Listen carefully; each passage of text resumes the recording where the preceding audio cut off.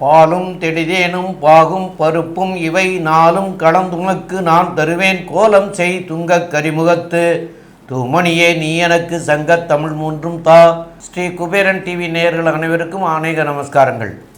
குரோதி வருஷம் பங்குனி மாத பலன்களை பார்ப்பதற்காக அடியேன் சக்தி சுவாமியாகிய நானும் டாக்டர் ஹரிஹர சர்மா ஐயா அவர்களும் ஆஸ்ட்ரோ கே.எஸ். ஐயங்கார் அவர்களும் வந்திருக்கின்றோம். இந்த மாதத்தினுடைய கிரகங்கள் கோச்சார் நிலை எப்படி இருக்குங்கிற விவரத்தையும் இந்த மாதத்தில் என்னென்ன விசேஷங்கள் தினம் இருக்கிறதுங்கிறதையும் டாக்டர் ஹரிஹர சர்மா ஐயா சொல்லுவாங்க. அனைவருக்கும் ஹரிஹர சர்மாவின் பணிவான நமஸ்காரங்கள். நம்மளை பொறுத்தளவுக்கு ஒவ்வொரு மாத பலன்கள் பார்க்குறோம், அதே போல் பொறுத்தளவுக்கு வருட பலன்கள் பார்க்குறோம். அதே போல் பார்த்தோம்னாக்க கிரக பயிற்சிகள், மெல்ல செல்லும் கிரகங்கள் பயிற்சிகள் அப்படின்ற பொறுத்தளவுக்கு சனி பகவானுடைய பயிற்சி மற்றும் ராகு கேது பயிற்சி மற்றும் குரு பயிற்சி பலன்கள் பார்க்குறோம்.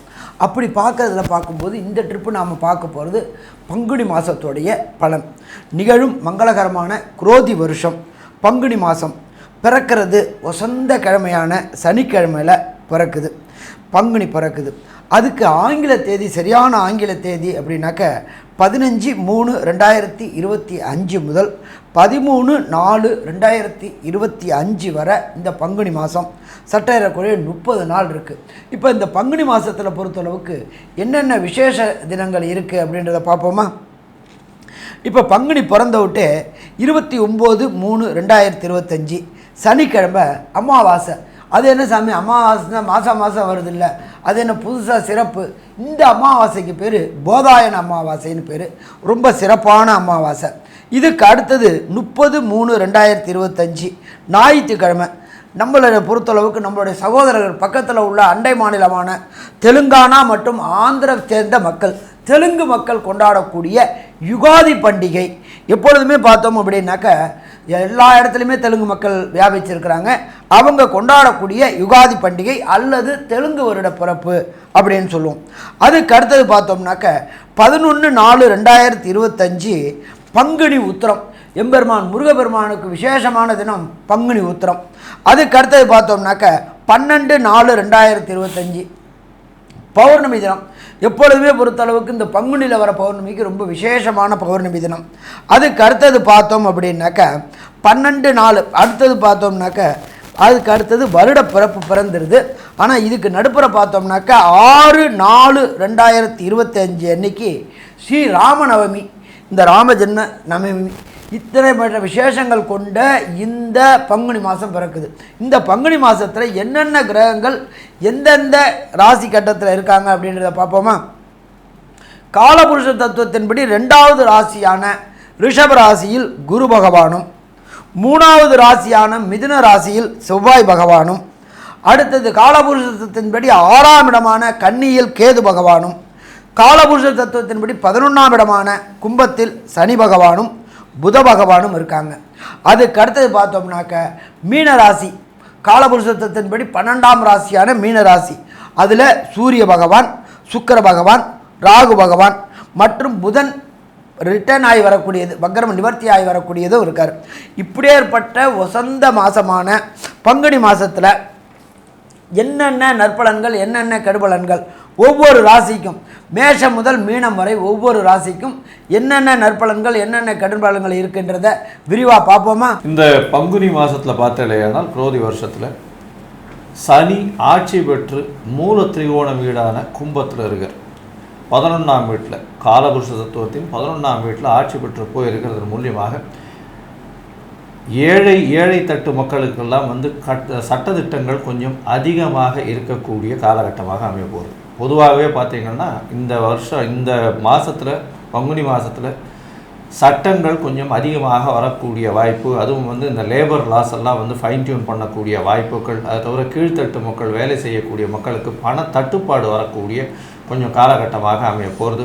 கடன் கொஞ்சம் அதிகமாக வாங்கக்கூடிய வாய்ப்புகள் நிச்சயமாக இருக்கும். இதை தவிர பார்த்தீங்கன்னா இந்த மாதத்தில் குருவும் சுக்கிரனும் பரிவர்த்தனை யோகம் பெறதுனால இது ஒரு பெரிய ஏற்றத்தை கொடுக்கும். நல்ல ஒரு சந்தோஷமான காலமாகவும் இருக்கும். இருந்தாலும் தங்கத்தின் விலை அதிகமாக போகக்கூடிய வாய்ப்புகள் மிகவும் அதிகம். ஏற்கனவே அதிகமாக போயிட்டுருக்கு. இது வந்து 70,000 வரலும் தொடக்கூடிய வாய்ப்புகள் நிச்சயமாக உண்டு. இந்த பங்குனி மாதம் முடியறதுக்குள்ளேயுமே வந்து இந்த 5,000 ரூபாயோ 6,000 ரூபாயோ ஏறக்கூடிய வாய்ப்புகள் ரொம்ப அதிகமாக இருக்கக்கூடிய காலகட்டமாக அமையும்.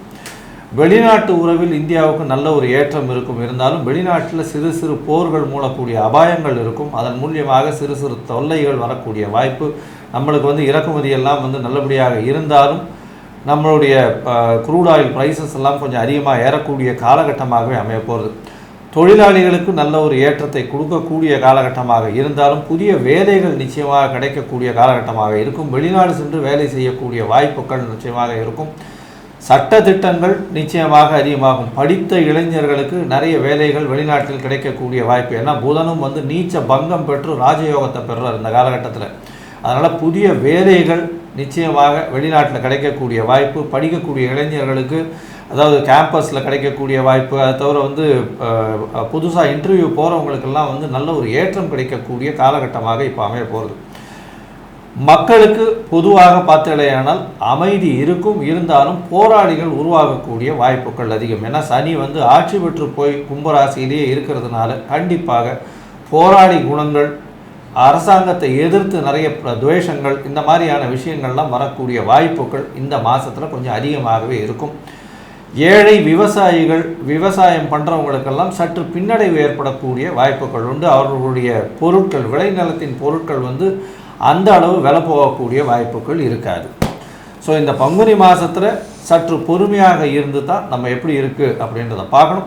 இப்போது ஒரு ராசியாக மேஷம் முதல் மீனம் வரை என்னென்ன ஏற்றங்கள் இருக்குது, மாற்றங்கள் இருக்குது அப்படின்றத வந்து ஒன்று ஒன்றா பார்க்கலாம். அன்பார்ந்த மேஷராசி அன்பர்களே, இந்த பங்குனி மாதம் உங்களுக்கு எப்படி இருக்குது அப்படின்னு பார்க்கலாம்.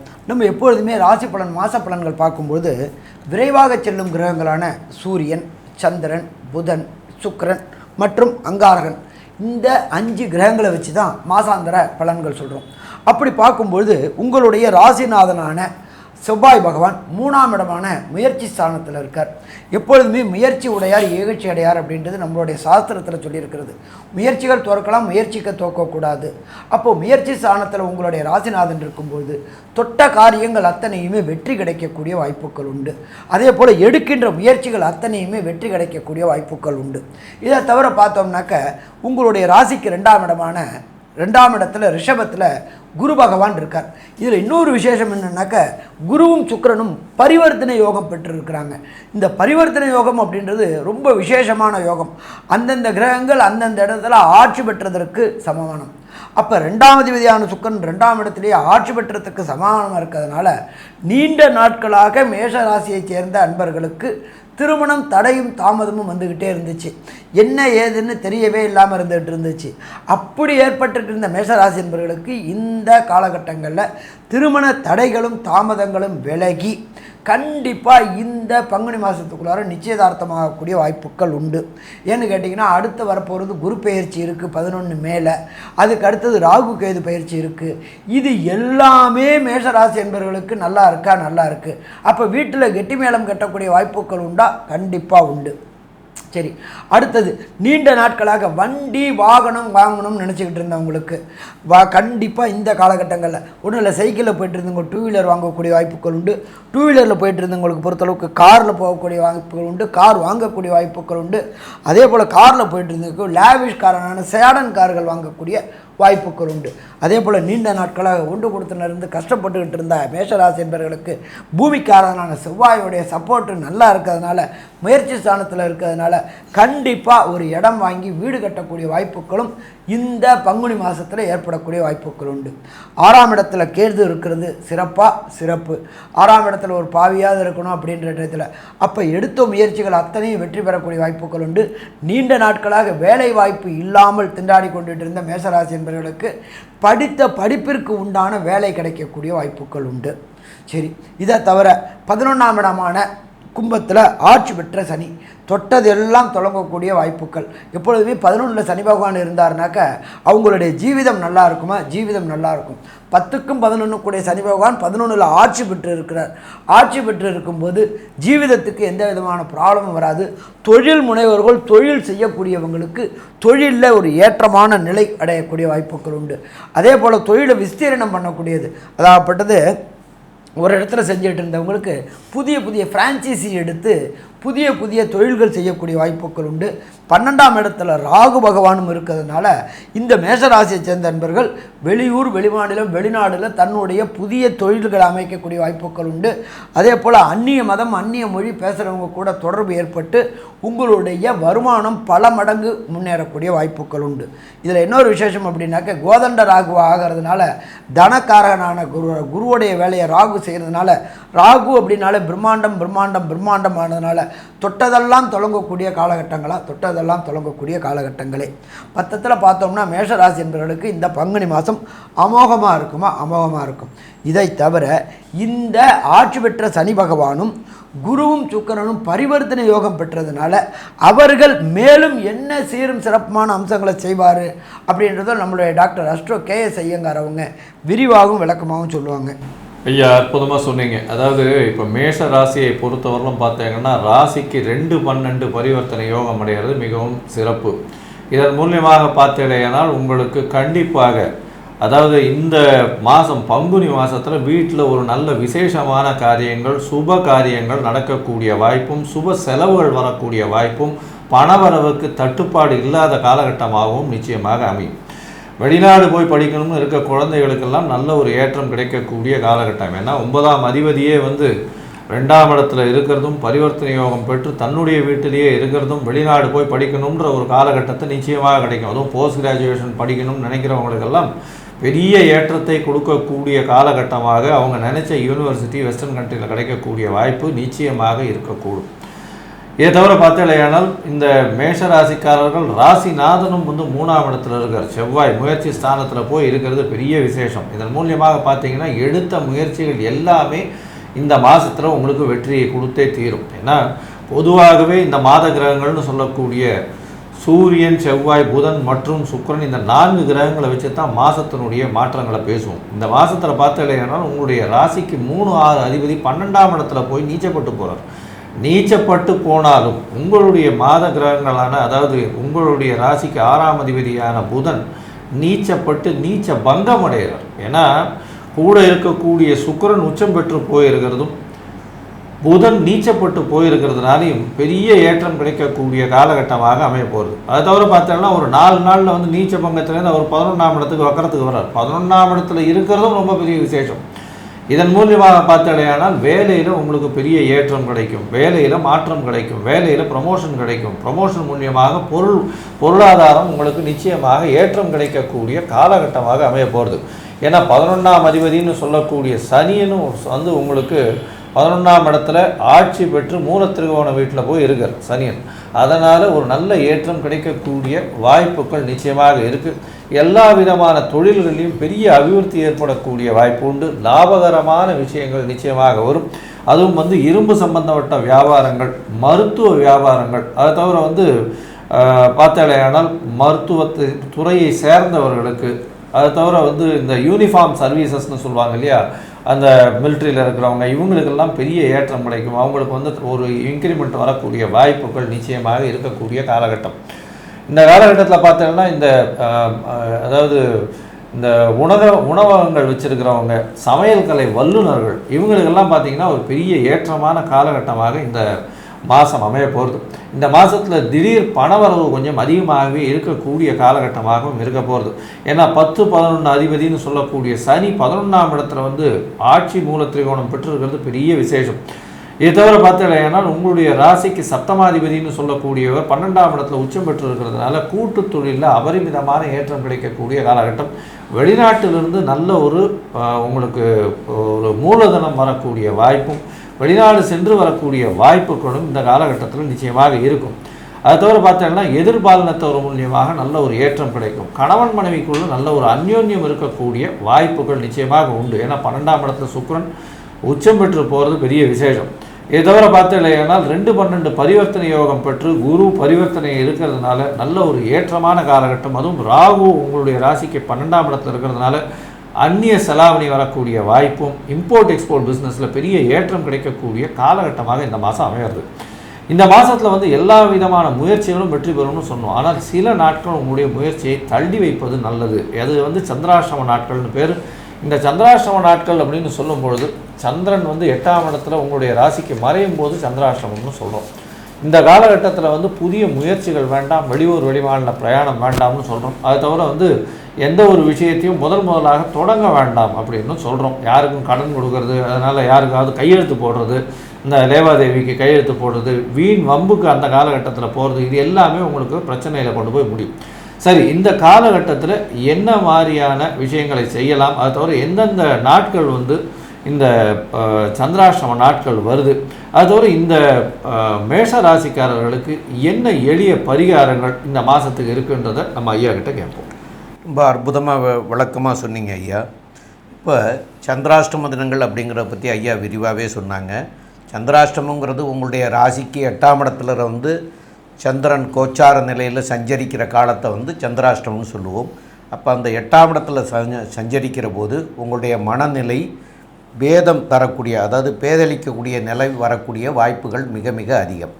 அந்த மாதிரியான காலகட்டங்களில் புதிய முயற்சிகள் எதுவும் செய்ய வேண்டாம், அதே போல் பிரயாணங்கள் எதுவும் செய்ய வேண்டாம் அப்படிங்கிறத நம்முடைய முன்னோர்கள் சொல்லிட்டு போனதை நம்ம வந்து கடைப்பிடிச்சோம்னா அதனால் பின் விளைவுகள் வராமல் நமக்கு வந்து நன்மையை அளிக்கக்கூடிய வாய்ப்புகளை தரக்கூடிய வாய்ப்புகள் உண்டு. அப்போ இந்த சந்திராஷ்டம தினங்கள் இந்த மேசராசிக்காரர்களுக்கு என்றைய தினங்கள் வருது அப்படின்னு சொன்னால் 19/3/2025 புதன்கிழமை 11:58க்கு ஆரம்பமாகுது. 20/3/2025 வியாழக்கிழமை, 21/3/2025 வெள்ளிக்கிழமை இரவு வந்து 10:21 வரைக்கும் இருக்குது. இந்த நாட்களில் வந்து இதெல்லாம் தவிர்க்கிறதும் மிக மிக நல்லது. இதனால் இப்போ நீங்கள் செஞ்சீங்கன்னா இப்போ உடனே தெரியாது அதனுடைய பின்விளைவுகள் பின்னாடி வரும். அப்போ அந்த பின்விளைவுகள் வராமல் இருக்கிறதுக்காக இதெல்லாம் செய்யாமல் இருக்கிறது மிக மிக நல்லது. அதே போல் இந்த மேச ராசிக்காரர்கள் அப்படின்னு சொல்லக்கூடியவங்க செவ்வாயினுடைய ஆதிபத்தியம் கொண்டவர்கள். அப்போ இவங்க வந்து இந்த மாதத்தில் வந்து சுதர்சன ஆழ்வாரை நாள்தோறும் வழிபடுவது மிக மிக சிறப்பு. அப்போ செவ்வாய்க்கிழமை அன்னைக்கு வந்து தீபம் ஏற்றி வழிபடுறது ரொம்ப சிறப்பாக இருக்கும். இதனால் என்ன விளைவுகள் கிடைக்கும் அப்படின்னு சொன்னால், அந்த தீபம் ஏற்றுற போது கூட வாழைத்தண்டில் உள்ள திரி போட்டி ஏற்றலாம், அல்லது நூல் திரி போட்டி ஏற்றலாம். இந்த பஞ்சு திரி போட்டி ஏற்ற வேண்டாம். அந்தமாரி ஏற்றிட்டு வந்தீங்கன்னா உங்களுக்கு வரக்கூடிய எல்லா கஷ்டங்களும் நீங்கும். அதனால வந்து எதிரியினுடைய தொல்லைகள், கடன் தொல்லைகள், வம்பு வழக்கு இருந்ததுன்னா, கோர்ட்டு கேஸுகள் இருந்ததுன்னா இதெல்லாம் உங்களுக்கு ஜெயமாகக்கூடிய வாய்ப்புகள் எல்லாம் வரக்கூடிய வாய்ப்புகளை நீங்கள் பெறக்கூடிய வாய்ப்புகள் உண்டு. மேலும் உள்ள விவரங்களை பற்றி நம்முடைய ஆஸ்ட்ரோ ஐயங்காரவங்க சொல்லுவாங்க. ஐயா, அற்புதமாக சொன்னீங்க. அதாவது மேஷராசிக்கு ஏற்றமான காலம், குடும்பத்தில் குதூகலம், பண வரவிற்கு தடை இல்லாமல் இருக்கும், பாக்கியங்கள் அதிகமாகும், வெளிநாடு போய் படிக்கக்கூடிய யோகம் இருக்கும், புதிய வேலை அமையக்கூடிய பாக்கியம், வேலையில் ஏற்றம் கிடைக்கும், ஏற்றத்தின் மூலியமாக பொருளாதாரத்திலும் ஏற்றம் கிடைக்கக்கூடிய காலகட்டமாக அமையும், முயற்சிகள் எல்லாமே வெற்றி பெறும், தொழிலில் பெரிய ஏற்றம் கிடைக்கக்கூடிய காலகட்டமாக இருக்கும், கணவன் மனைவிக்குள் அந்யோன்யம் இருக்கக்கூடிய காலகட்டம், வியாபாரத்தில் நல்ல ஒரு புதிய உச்சத்தை தொடக்கூடிய வாய்ப்புகள் நிச்சயமாக உண்டு, பார்ட்னர்ஷிப் அதாவது கூட்டு தொழிலில் பெரிய ஏற்றம் கிடைக்கக்கூடிய காலகட்டமாக இருக்கும், வெளிநாடு வெளியூர் செல்லக்கூடிய பாக்கியம், இம்போர்ட் எக்ஸ்போர்ட் பிஸ்னஸ் பண்ணுறவங்களுக்கு பெரிய ஏற்றம் இருக்கும், மருந்து சம்பந்தமாக மருத்துவராக இருப்பவர்களுக்கு பெரிய ஏற்றம் கிடைக்கக்கூடிய காலகட்டம், அது தவிர யூனிஃபார்ம் சர்வீசஸ், மிலிட்ரி சர்வீசஸ் இந்த மாதிரியான இடத்துல இருக்கிறவங்களுக்கு பெரிய ஏற்றம் இருக்கும், போலீஸு, செக்யூரிட்டிஸ் இவங்களுக்கெல்லாம் நல்ல ஒரு ஏற்றம் இருக்கும், சமையல் கலை வல்லுநர்கள், அது தவிர வந்து இரும்பு சம்பந்தமான வியாபாரம், மண் சம்பந்தமான வியாபாரம், கன்ஸ்ட்ரக்ஷன் சம்பந்தமான வியாபாரம், இது எல்லாம் பெரிய ஏற்றத்தை கொடுக்கக்கூடிய காலகட்டம், ரத்தம் அதாவது பிளட் பேங்க்கு, பிளட் டொனேஷன் இந்த மாதிரியான வியாபாரங்கள் பண்ணுறவங்களுக்கெல்லாம் பெரிய ஏற்றங்கள், அதாவது சர்வீஸ் ஓரியன்ட் வியாபாரங்கள் எல்லாமே பெரிய ஏற்றத்தை கொடுக்கக்கூடிய காலகட்டமாக அமைய போகிறது. இந்த மேஷ ராசிக்காரர்களுக்கு பார்த்திங்கன்னா இந்த மாதம் வந்து ஒரு பெரிய ஏற்றமான காலமாக அமைய போகிறது. குடும்பத்தில் நல்ல மகிழ்ச்சியான காலகட்டமாகவும் குடும்பத்தில் சந்தோஷமான காலகட்டமாகவும் புதிய வரவு வரக்கூடிய காலகட்டமாகவும் வெளிநாடு வெளியூர் போயிட்டு வரக்கூடிய வாய்ப்புகளும் நிச்சயமாக இருக்கும். இந்த மேஷராசிக்காரர்களுக்கு இந்த பங்குனி மாதம் பெரிய ஏற்றத்தையும் பொன்னான காலமாக இருக்கும்னு சக்தி ஜோதிட குழு சொல்லுது. நன்றி, நமஸ்காரம். ஸ்ரீ குபேரன் டிவியை பார்த்தமைக்கு நன்றிகள். மேலும் இது போன்ற தகவல்களை தெரிந்து கொள்ள ஸ்ரீ குபேரன் டிவியை சப்ஸ்கிரைப் செய்யுங்கள். மறக்காமல் பெல் ஐக்கானை கிளிக் செய்யுங்கள்.